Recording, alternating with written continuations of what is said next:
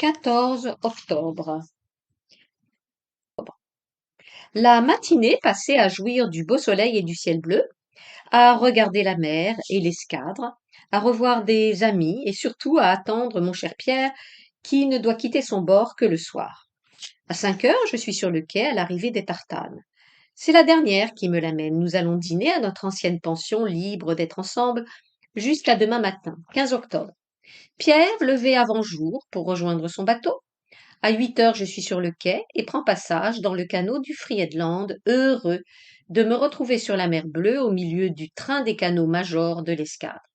Des jeunes à bord, où on me fait fête, les camarades d'autrefois, les figures connues des matelots, le carré qui n'a pas changé. Je retrouve tout cela avec une émotion vive et il me semble être toujours du bord. Et il me revient en tête des souvenirs ensoleillés de l'Algérie, de mes amis arabes, de la baie de Cataro, des pays slaves et de Matea Janovic. Eux me parlent de la prise de Sfax et de Gabès. Note. Le traité du Bardo n'a pas assuré le calme. Dans l'été 1881, la rébellion indigène s'étend au sud. Une seconde campagne de Tunisie est décidée, qui s'empare de Sfax, 15-16 juillet, Kérouan et Gabès le mois suivant. La Convention de la Marsa, 8 juin 1883, instaurera le protectorat. Reprise.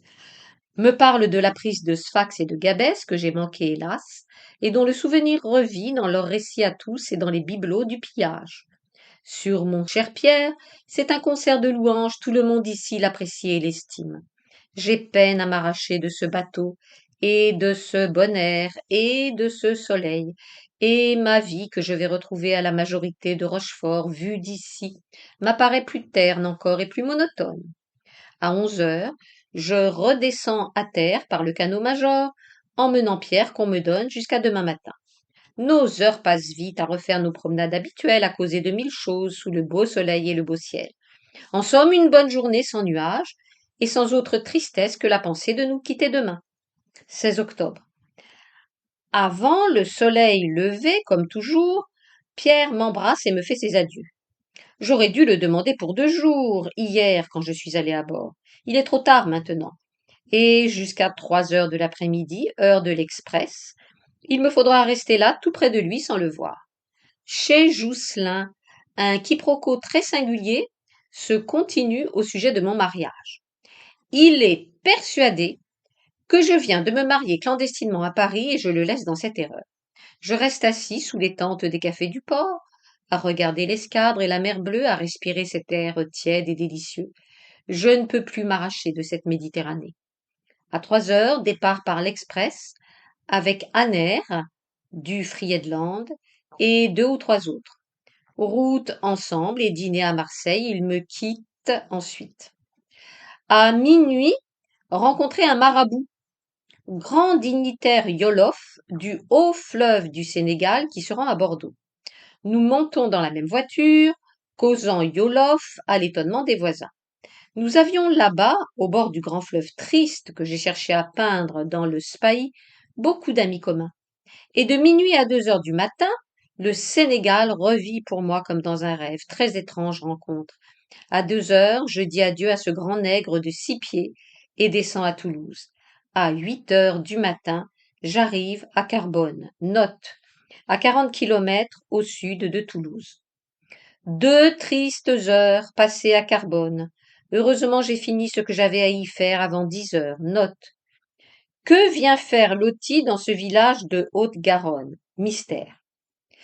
Je puis reprendre le train pour Toulouse, où j'arrive à midi. La journée passe à errer dans Toulouse. À 3 heures, je remonte en chemin de fer et à 5 heures, j'arrive à Montauban, chez mon ami Pouvillon qui m'attend. Lundi 17 octobre. On est très matinal chez Pouvillon. Avant déjeuner, nous allons nous promener à la campagne. Après déjeuner, nous y retournons encore. Et jusqu'au soir, par un temps frais et pur et splendide. Promenade au Fau, F-A-U. Note. Village pittoresque à quelques kilomètres au sud de Montauban. C'est drôle de se voir pour la première fois, quand on est déjà très intime par correspondance. Nous avions peur de nous désenchanter mutuellement, mais non. Après l'étonnement des premières heures, il paraît certain que nous nous conviendrons assez. Mardi. La journée passée dans un domaine de campagne appartenant au père et à la mère de Pouvillon. Bonne vieille maison d'autrefois. Vieux jardin à l'ancienne mode avec des orangers. Vieux hôtes aimables, honnêtes et souriants. Le tout perché sur une hauteur, d'où on domine au loin toute la chaîne des Pyrénées. Et toujours un temps splendide. Nous sommes déjà très amis, Pouvillon et moi. Et pour tout de bon. Le soir à 11 heures, je leur dis adieu et je remonte en chemin de fer. Mercredi 19 octobre. À 8 heures du matin, j'arrive à Mirande, vieille petite ville qui a déjà un air espagnol. Il y fait chaud, on sent qu'on s'est rapproché du soleil. 2 heures à errer dans les rues solitaires, pendant qu'on me prépare à déjeuner à l'hôtel, auberge, et qu'on me cherche par tout le pays à tout prix une voiture ou un cheval de selle. Rencontrer un Turc, un vrai, en costume, qui vend des pastilles du sérail, note, pastilles aromatisées, gingembre, cannelle, etc. Les Bovary de Flaubert en faisaient brûler pour se procurer des sensations d'exotisme. Reprise. Qui vend des pastilles du sérail et des chapelets de la Terre Sainte en se chauffant au soleil sous les porches de la place. Nous sommes, cela va sans dire, de suite très amis. À 10 heures déjeuner, on m'a trouvé une carriole qui, à 11 heures, se présente à la porte de l'auberge. Il y a juste 2 places, rien pour s'appuyer le dos, et un petit cheval de montagne nous emporte au grand trot dans ce véhicule léger. Le conducteur est un ancien marin, le seul du pays, qui a longtemps navigué en Chine. Espèce de forban très original, nous nous entendons à merveille. Nous pensons avoir 30 kilomètres à faire avant d'atteindre le village de Pérusse-Grande, canton de Montesquiou-Fezensac. Là, nous demanderons aux gens du pays le hameau de Rua, où habite mon ami Jean-Marie Clarac, que je n'ai pas prévenu de ma visite. Un temps chaud et splendide, une journée d'été, avec des papillons et des mouches qui bourdonnent, de mauvaises petites routes très animées par des gens et des carrioles qui se rendent, paraît-il, à une grande foire du pays. Je dévisage en passant tous ces hommes à grands bérets, pour voir si par hasard Jean-Marie Clarac ne serait pas du nombre. Et puis le chemin redevient solitaire, le pays plus sauvage, les hameaux plus rares, de temps en temps des échappées de vues magnifiques sur les Pyrénées et le pic du Midi. C'est affreusement loin ce Pérusse-Grande, note, à une douzaine de kilomètres de Montesquiou au nord-ouest. Beaucoup plus loin que nous ne pensions. La crainte nous prend de ne pouvoir aller jusqu'au bout, surtout de ne pouvoir rentrer à Mirande avant la nuit, d'être pris par l'obscurité dans ces chemins. Il est 3 heures quand nous arrivons enfin à ce Pérusse, avec notre bête très fatiguée. Nous demandons le hameau de Rua. Personne ne le connaît. Enfin, voici un vieux paysan qui affirme qu'il existe. Encore 5 kilomètres. Par un mauvais petit chemin qu'il nous indique. Nous faisons ces 5 kilomètres. Pas de hameau, personne.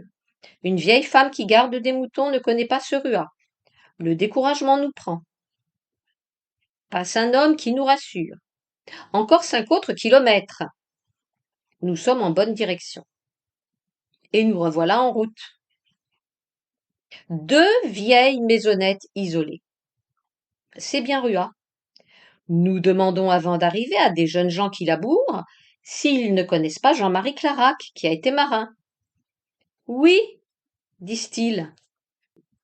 Sa mère et son frère demeurent bien ici, mais lui s'est gagé comme domestique dans une ferme à 10 kilomètres plus loin, de l'autre côté de l'immense ravin qu'on nous montre à droite. C'est jouer de malheur. Impossible d'aller plus loin avec notre bête épuisée. Nous ne pourrons même pas rentrer à Mirande ce soir. Et il n'y a pas, nulle part à la ronde, ni un village ni une auberge. Nous descendons tout de même à Rua. À la porte de la maisonnette, une vieille bonne femme encore jolie nous regarde arriver. Pour sûr, c'est la mère de Jean-Marie. Elle lui ressemble à ne pas s'y tromper. En effet, c'est bien la maman. Mais elle ne parle pas un seul mot de français. Mon conducteur lui explique le but de notre visite, alors très émue, elle nous fait entrer, nous comblant de bénédictions et de prévenances. Dans son agitation pour nous être agréable, ne sachant plus que faire, elle nous cueille devant sa porte de gros bouquets de giroflées rouges et de basilic, et puis nous offre à manger et à boire. La maisonnette est, en compagnie d'une seule autre, perchée sur un coteau dans un lieu solitaire et pittoresque, en face du pic du Midi qui se dresse dans le ciel du couchant.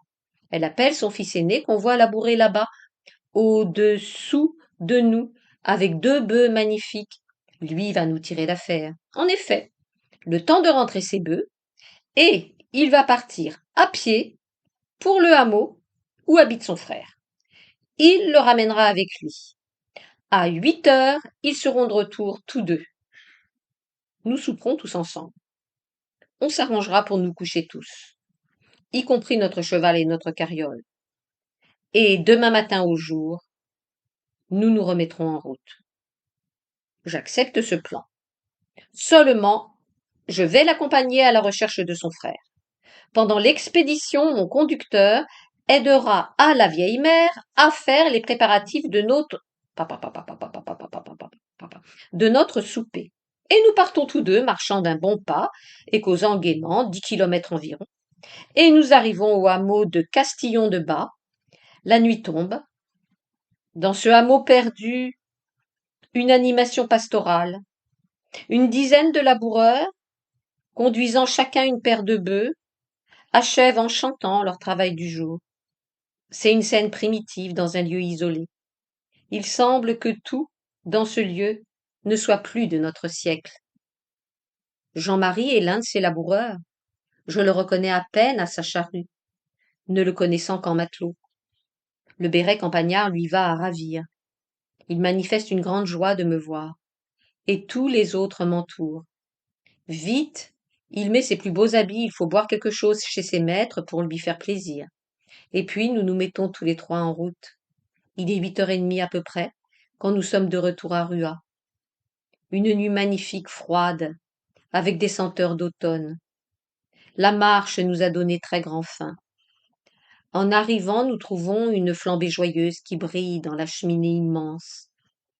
Plusieurs poulets étranglés à la hâte, fricassant à diverses sauces dans des marmites de cuivre. Le couvert est mis sur une grosse nappe campagnarde bien blanche.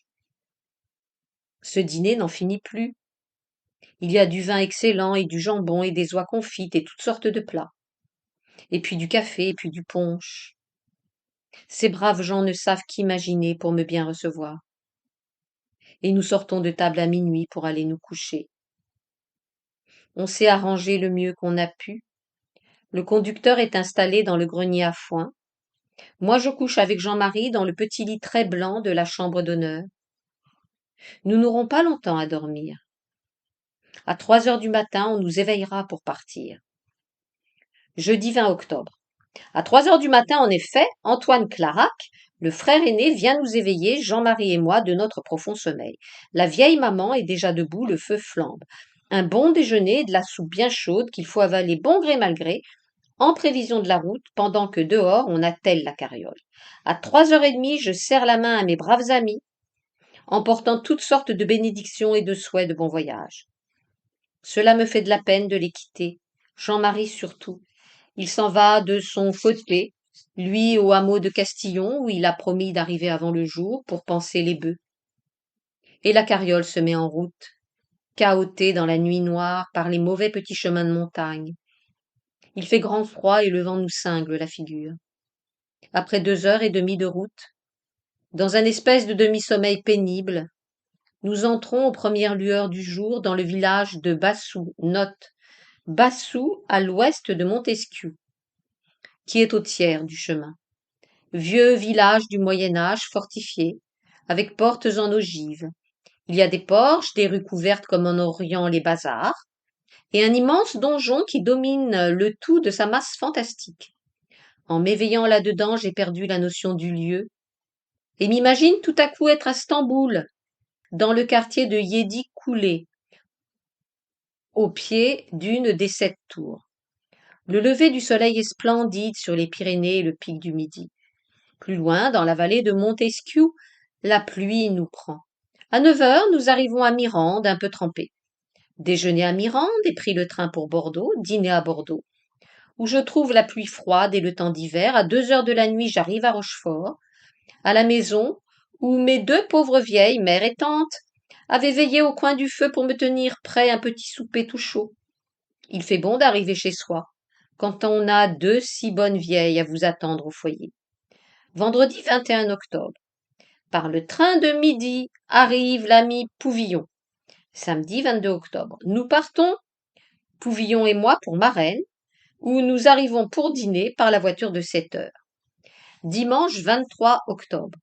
Expédition à Étaules, note, au bord de la Seudre, à l'est de la Tremblade. Reprise avec Pouvillon pour une entrevue de mariage. À 9 heures du matin, nous partons de Marennes par un temps splendide. À la Tremblade, nous louons une petite carriole à 2 chevaux qui nous mène bon train à Étaules, où nous arrivons pour l'heure du service au temple. Dans le bon petit temple campagnard, on nous place près de la chaire, sur les bancs du consistoire. La belle arrive avec sa maman et se place en face de nous. Elle est assez mignonne, et je n'aurais aucune répugnance à l'épouser. Et pourtant, l'idée de cet avenir pour toute une vie me jette une sorte d'épouvante. Nous déjeunons à l'auberge après le temple avec des huîtres, puis nous louons une autre carriole, espèce de petit char à banc, mené par un gentil conducteur qui revient d'Algérie, et nous partons pour la Grand-Côte, note, au bord de la Seudre, à l'est de la Tremblade. Un temps délicieux, Pouvillon admire les petits villages blancs et proprets entourés de fleurs, et les grands bois de pins et les dunes de sable, toutes parfumées d'œillets roses, et la grande mer couleur d'argent pâle qui s'en va à l'infini. Et la grande mer couleur d'argent pâle qui s'en va à l'infini. La campagne embaume. Nous traversons encore Étaules dans notre équipage à la nuit tombante. La belle est à sa fenêtre. Un gros orage monte dans l'ouest. À peine nous sommes à la Tremblade que la pluie tombe à torrents avec des éclairs magnifiques. Il faut renoncer à rentrer à Marennes ce soir, impossible de traverser la Seudre. Nous dînons à la Tremblade, Pouvillon, qui est mouillé et fatigué, se fait faire un feu de branches de pin et déclare qu'il va se coucher. Je l'abandonne. La pluie est passée et je repars dans la voiture de notre conducteur qui rentre à Étaules. Il y a ce soir un grand concert dans ce village, et j'y verrai peut-être la jeune fille en question de plus près. La pluie est passée, nuit étoilée. Nous causons en route de l'Algérie, où la nuit n'est certes pas plus lumineuse que celle de ce soir. Le concert est très comique, mais la belle n'y vient pas.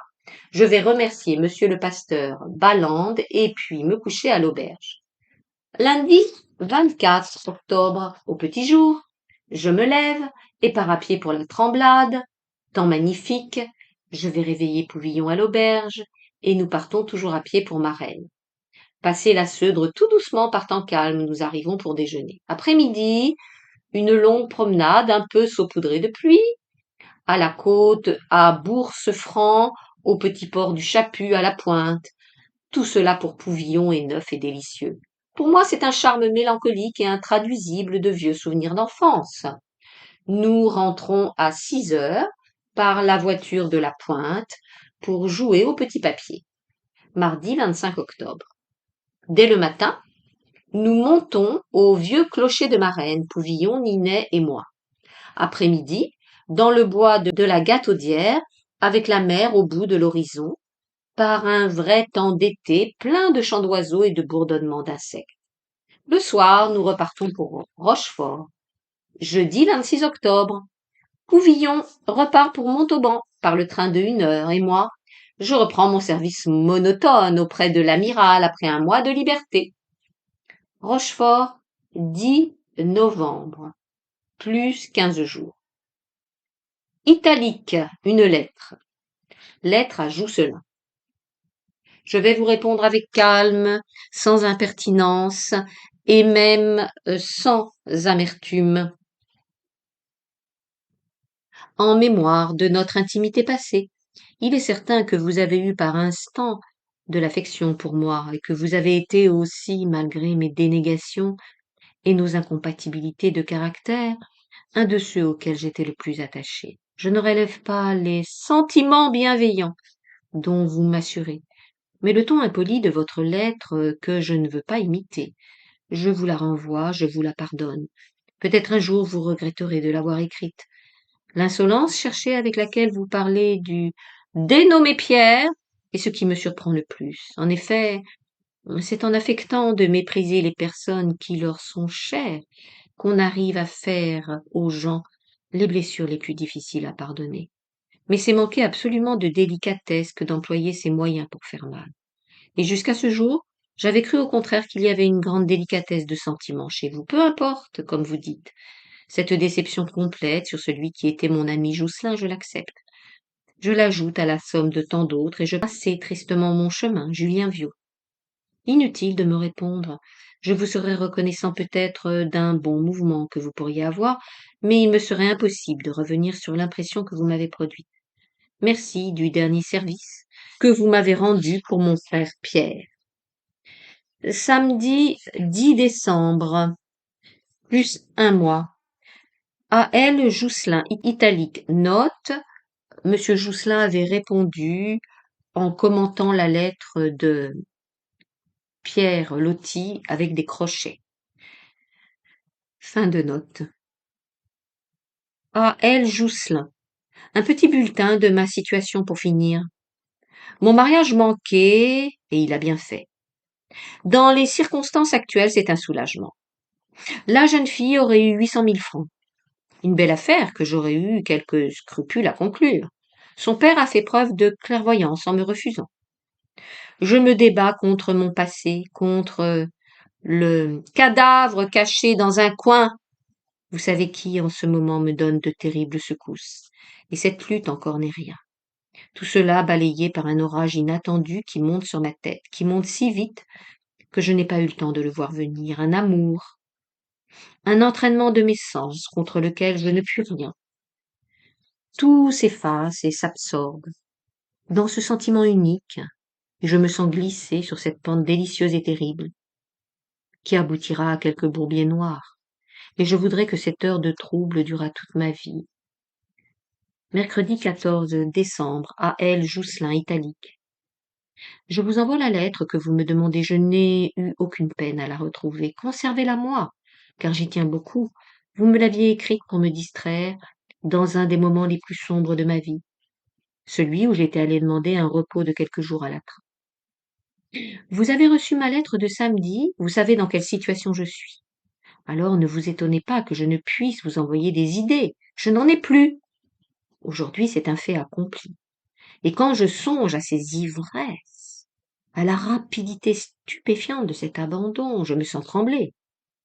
Je vous écris le soir dans ma chambre turque qui sent l'encens, comme chez les trois dames de la Casbah. Note. Le texte, qui porte ce titre, ne paraîtra qu'en mai-juin 1882, dans la nouvelle revue. Mais Loti et Pluquette, Jousselin, sont en train d'écrire ensemble Fleurs d'ennui, où figure ce même texte, reprise, qui sent l'encens, comme chez les trois dames de la Casbah. J'ai la tête toute pleine d'étreintes, de baisers criminels. Au fond, c'est le bourbier noir, dont nous ne trouverons bientôt plus que la fange. Je devrais ensevelir ce crime tout au fond de moi-même, et j'éprouve comme un besoin de le crier par les rues, de dire à tous que je l'ai possédé et eux, de la faire voir, comme le roi Candole, sa femme, à Gigès, note. Candole, roi de Lydie, fier de la beauté de sa femme Nicia, voulait que Gigès, son favori, la contemplât sans voile. S'en étant aperçu, Nicia obligea Gigès à tuer Candole. Reprise. Comme le roi Candole, sa femme, à Gigès, je voudrais faire mouler dans du vrai marbre, le marbre inimitable de sa chair, pour conserver sa forme à jamais, pour que les générations qui viendront après nous l'admirent encore. Je songe à cet abandon brusque, sa belle tête penchée tout à coup renversée en arrière sur son fauteuil, un regard, et puis ses yeux noirs se sont fermés. Alors j'ai rencontré ses lèvres, et y ai appuyé les miennes, et, jusqu'à ce moment d'ivresse sans nom, je la regardais comme une chose sidérale et inaccessible. Entre nous, il y avait comme un abîme à jamais infranchissable, son honnêteté. Dimanche 25 décembre, plus 10 jours. Cette lettre de Stamboul jette un voile plus triste sur cette journée de Noël. Hélas, je crois bien en effet qu'il est mort, mon pauvre ami Mehmed. Il l'était déjà sans doute quand je recevais les dernières lettres incompréhensibles, soi-disant signées de lui. Mais elle, qu'est-elle devenue? Qui croire? Entre quelles mains étrangères et avides sont tombées mes dernières lettres? Qui me répond ces choses absurdes? Qui me fait ce lamentable gâchis de tout un passé que j'aime encore? Quand pourrais-je tenir ma promesse jurée?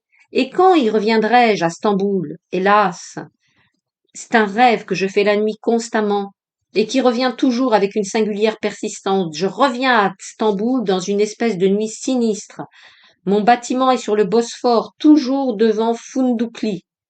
Je n'ai qu'une heure à passer à terre, et puis nous devons partir. Je veux me presser, courir, et il m'est impossible de marcher vite.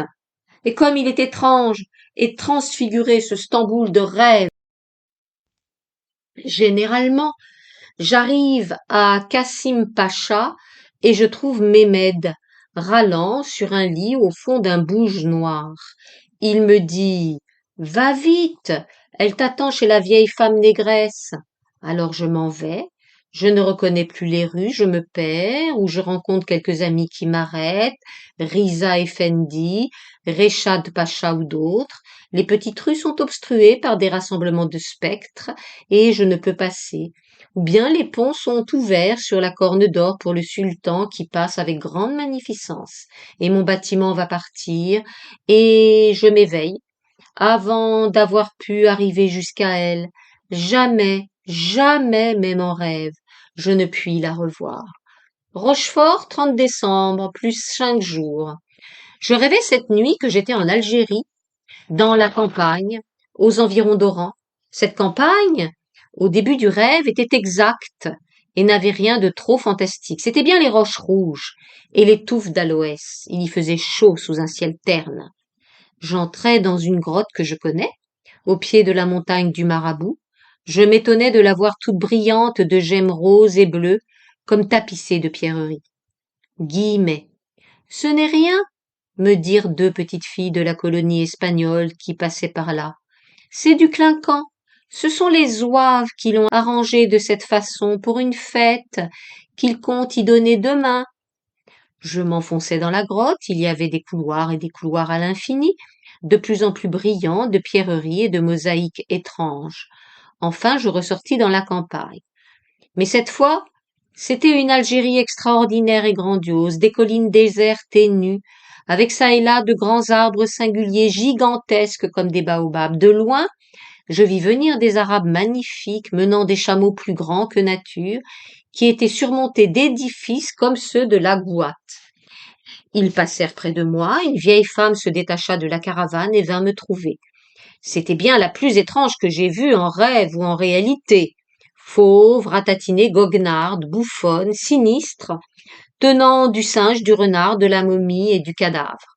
Elle me regarda sous le nez en ricanant tout près, et puis tirant de ses vêtements une montre en bois, grosse comme un tambour, où les chiffres étaient en nacre incrustés, elle me pria de lui indiquer l'heure, ne sachant pas lire.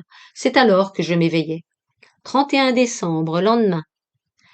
La dernière soirée de l'année, passée tranquillement au coin du feu, avec mes deux pauvres petites bonnes vieilles, maman et tante Clarisse, auxquelles j'ai apporté des bonbons pour leurs étrennes. Cette année a été pour moi si monotone, si peu remplie, si vide, qu'elle m'a semblé étonnamment courte. De toutes les choses de 1881, c'est encore ce voyage à Paris que j'ai pu faire à ma chère vieille mère qui marquera le plus mon souvenir. Il y a aussi cet amour qui vient de passer dans mon automne, qui me fait frissonner quand j'y pense. Fin de l'année 1881.